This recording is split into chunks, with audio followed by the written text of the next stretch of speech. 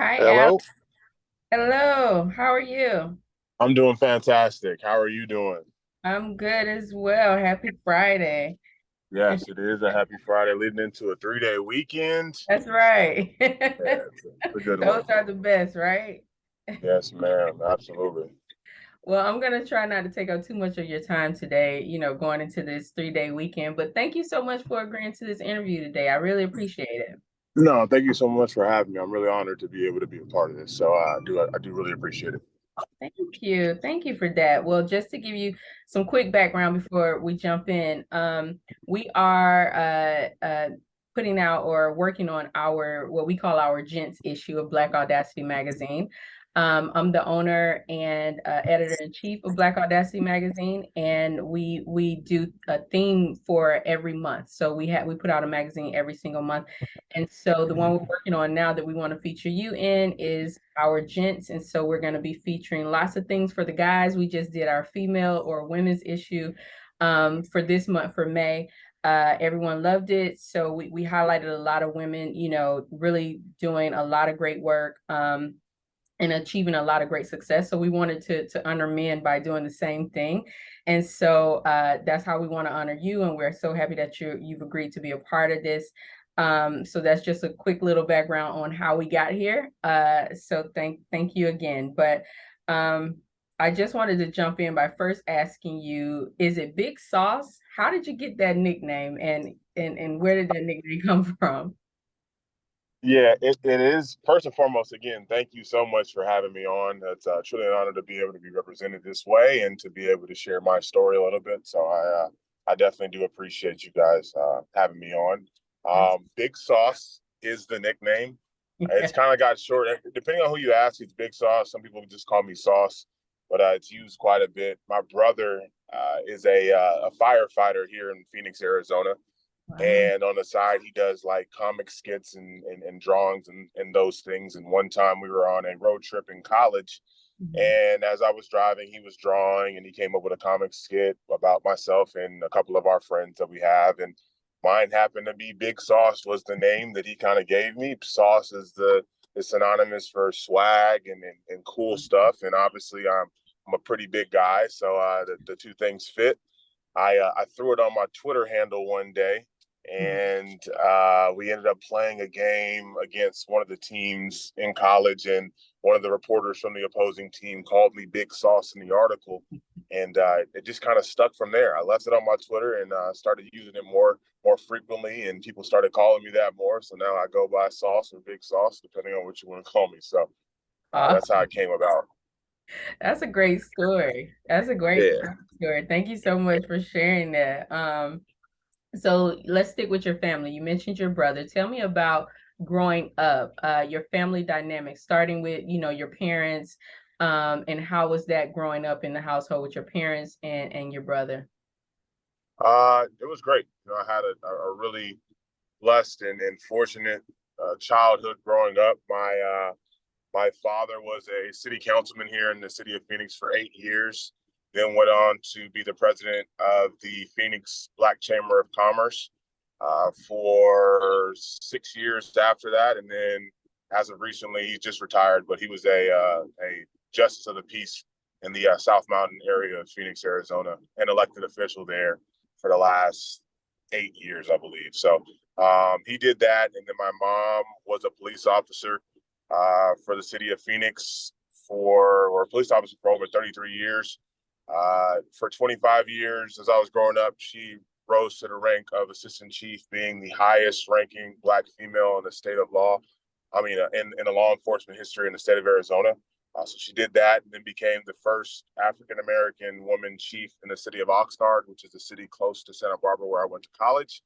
And then after she was done with that, I ended up signing with the Phoenix Suns to play, and she came back and became the Phoenix police chief for the city of Phoenix for the last 6 years.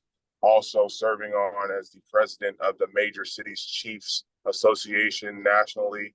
Sat on a couple of Obama's national security administration kind of things, and is still involved with a lot of stuff going on now. She's also retired. So having those two as my parents growing up was awesome for me, because I got to see what success looked like. I got to see what hard work got you, and they were able to disassociate work from being a parent. And I got the best of both worlds. So I got great professionals to look up to in the workforce and the community service portion of it, as well as two great parents who were always supportive at every event they could possibly be at, traveled around the world to see myself and my brother play basketball and do different things. And so growing up, I was very fortunate to have that. That sounds wonderful. It also sounds like I should have interviewed your mother for our women. When you said women's, I was like, oh, I have one for you, but maybe next time around you can get her on there. Yeah, Sure. I was just gonna say that. I'm glad you said that because I would love to talk to her. I am a big supporter of all things Black, of course. I mean, my magazine is Black Audacity, right? But especially Black women. I would love to talk to your mom for sure. Can make that happen easily. So I've done a couple for her. She does a couple for me. So I'm sure we can get connected and then make that work out. That'd be great. I would really appreciate that. So you mentioned your brother playing basketball as well. Did you guys grow up playing basketball together? Was it always going to be basketball for you? Did you guys play other sports together? How was that dynamics growing up? Yeah, so my brother and I were attached at the hip, basically. We still are to this day. Like, that's my best friend in the world. So really fortunate to have somebody like that. We're 18 months apart, so we're really close in age. Yeah. Both over 6'6", big guys. And so we were basketball players early. My father played basketball at the University of Oklahoma and ended up cutting his career short due to some knee injuries. But basketball was a heavy influence in our lives. We were pretty well-rounded, though. You know, we did basically everything, sung in the church choir, did Boy Scouts of America, volunteered everywhere you can imagine, played basketball, baseball, soccer, all growing up. And we're both actually fluent in Spanish as well. So we were never short of activities. The parents kept us really busy and really engaged. So that was really great to be able to have somebody with me doing all those things. And my brother Cody is definitely a person that I can lean on for support and always have leaned on for support. So having him throughout my life has definitely allowed me to be the person that I am today. So that's wonderful. I love to hear that when siblings are that close. I have 4 sisters, so it's 5 of us total, and all of us are really, really close like that. So I love that. So in terms of, you know, I know you said your father played the game as well, so I'm sure you looked up to him growing up. Who are some other mentors or basketball idols that you looked up to growing up to kind of help you improve your game and figure out how you wanted to play the game? Yeah, that's a phenomenal question. First and foremost, my dad was my first coach and has taught me basically everything I know about the game. But outside of my family, my favorite player was Shaquille O'Neal growing up. As I said, I was a big kid growing up and always had a bigger statue about myself. And Shaq was the most dominant, biggest thing on the planet.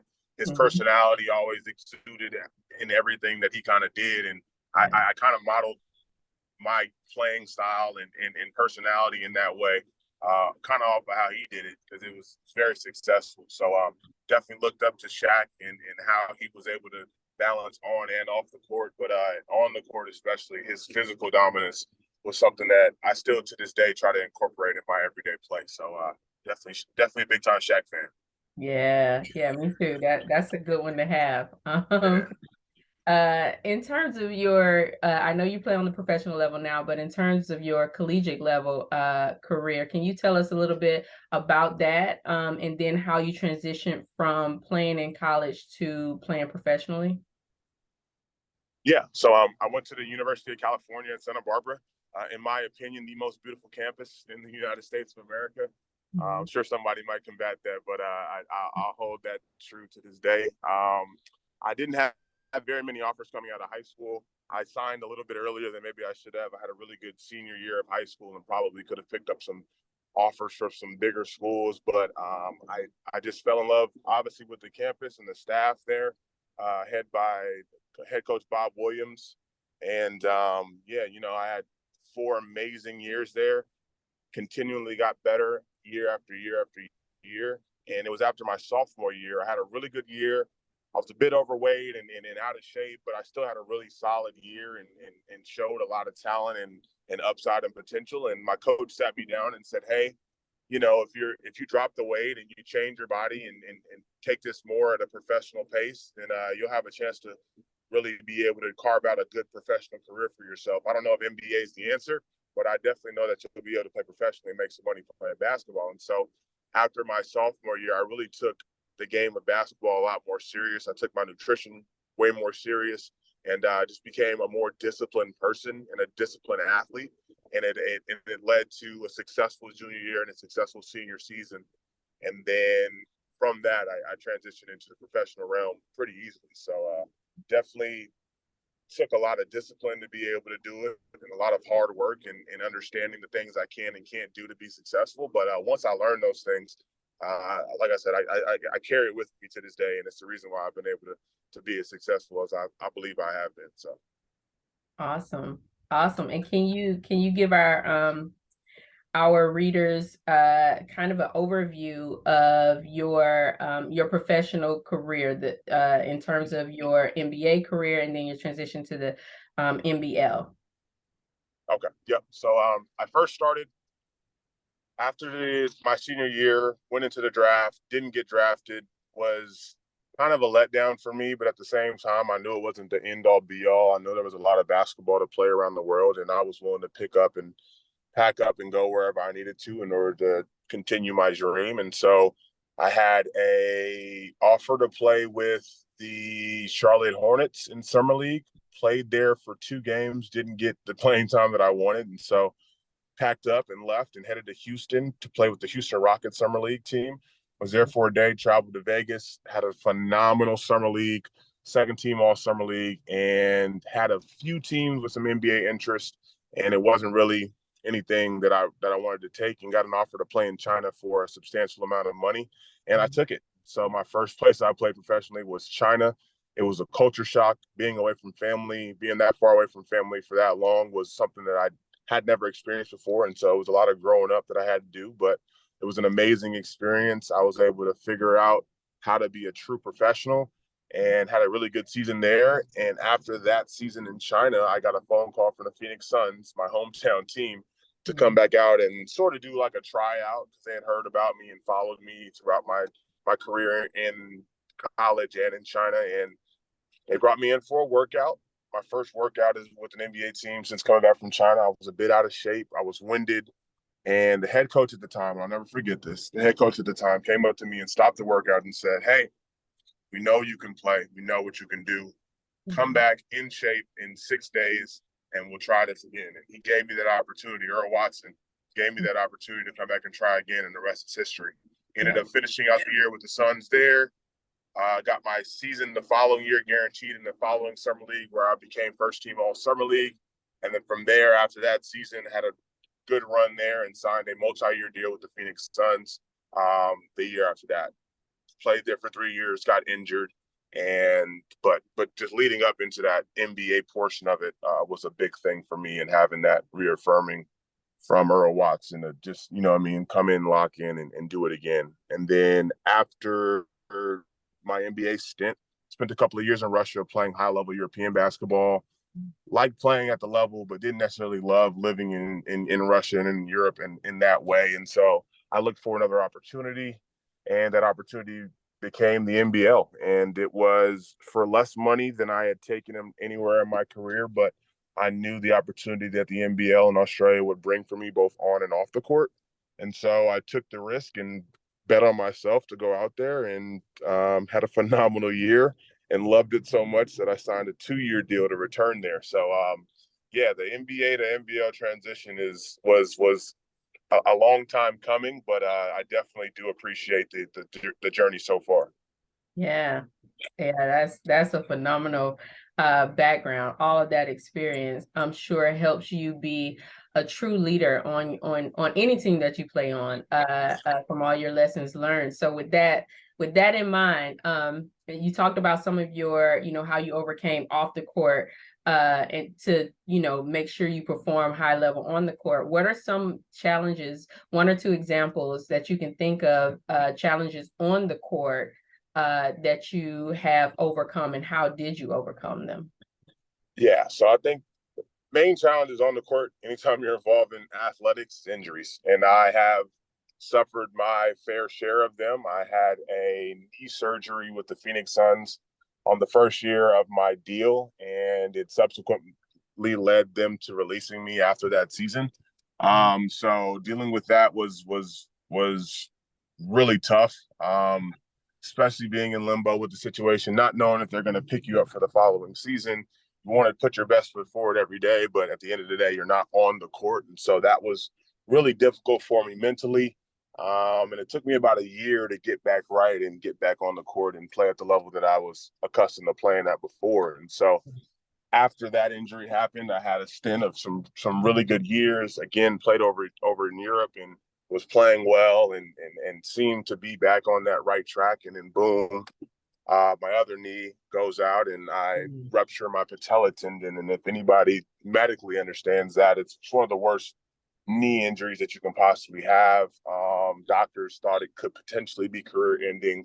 But, you know, my mindset was I can beat this thing. I can do this. I can come back from this and be the guy that I was before. And so that was my mentality going into that rehab process, was just get back to where you were and be even better and stronger. And, you know, just keep doing what you love to do. And so that's the focus that I had going through those injuries, was just, you know what I mean? I can do this. I'm strong enough to do this. And so obviously having the support from my friends and family and loved ones was so necessary and couldn't have been done without it. But the injuries are the toughest part about being an athlete, for sure.